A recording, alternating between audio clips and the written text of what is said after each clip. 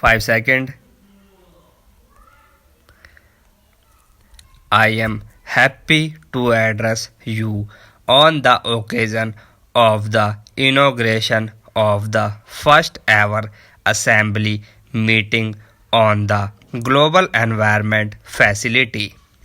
It is indeed fitting that the first assembly meeting of this international cooperative venture should be held in the developing world, and that too in India. The 20th century has witnessed major developments which have momentous impact not only on their lives of human beings but also on planet Earth. These include an unprecedented growth in population and in consumption, rapidly increasing urbanization, dramatic changes in the global economic system, and the revolution in communication technology.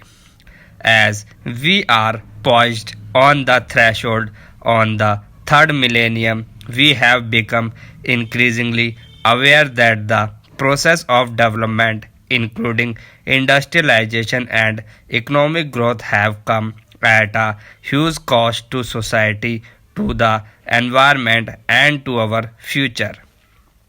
In some ways, it is ironical that some of the achievements of the 20th century themselves pose the challenges for the 21st century.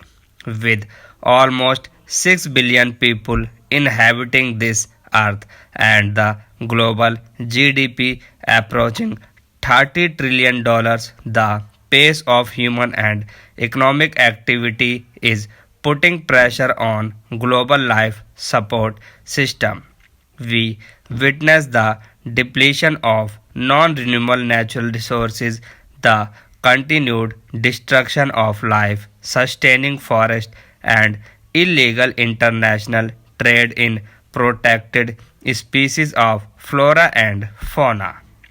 There is an ongoing depletion of our planet's biological treasures and the threat of an acceleration in global warming and in the greenhouse effect. In short, there is a rapid globalization of environmental destruction. The environmental impact of human activity is no longer restricted to man made national boundaries. The problems of environmental degradation call for more than scientific and technological solution. They require the re-establishment of environmental ethics and values practiced in traditional societies with economic development based on these issues. India, as one of the traditional societies, has always believed in the integrity and scaredness of nature, with all pervading peace as the ultimate purpose of all existence and activity.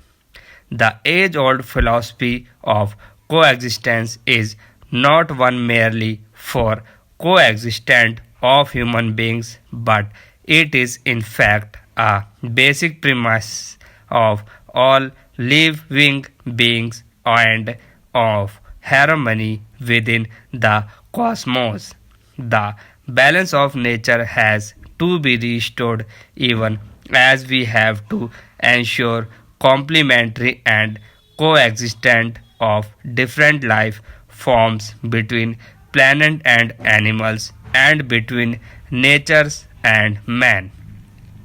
Based on our experience and understanding of global environment today, that sustainable development at the national level cannot be pursued in isolation.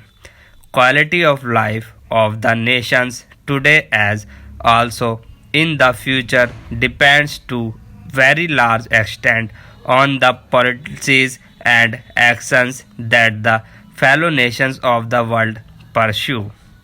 Against this background, new partnerships have to be established for conservation and sustainable development while ensuring equitable distribution of technology and social advancement.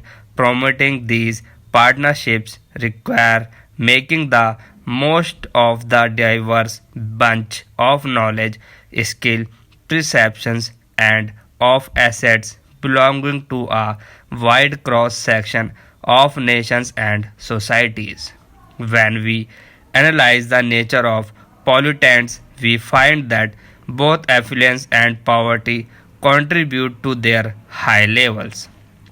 The problems of the industrialized and the developed world stem from their high levels of economic activity and consumption. The degeneration of forests and natural resources in the developing countries, on the other hand, can be attributed largely to the lack of resources and alternative source of energy and income generation. The strategies to tackle these two distinct causes therefore need to be significantly different. In the case of the rich and developed world, the issues can be best handled by laying stringent emission norms limits on pollutants and by enforcing these stringent norms and limitations. However, for the developing and the underdeveloped world, the best approach would be to put into place an incentive structure that would encourage conservation and discourage the scavenging of nature without compromising economic development and rapid elevation of poverty. For the developing countries, we should make concerted efforts to facilitate and promote adoption of environment friendly techniques of production and also undertake far greater measures to disseminate information about ill effects of polluting forces as part of international efforts to contain the ill effects of environmental degradation and to encourage sustainable development. Nations have put in place several ecological treaties like the Montreal Protocol, the Framework Convention of Climate Change. Although much attention seems to be focused on climate change, on global warming, and ozone layer, very little is being done to address the environmental problems facing poor societies, whether it be paucity of clean drinking water or poor sanitary conditions.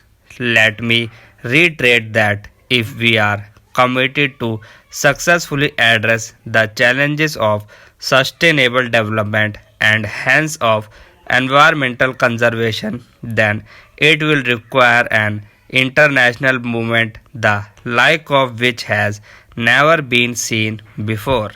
It will require effective integration of the sporadic efforts being made by the different players, whether it be international organizations, national government, or non government as such.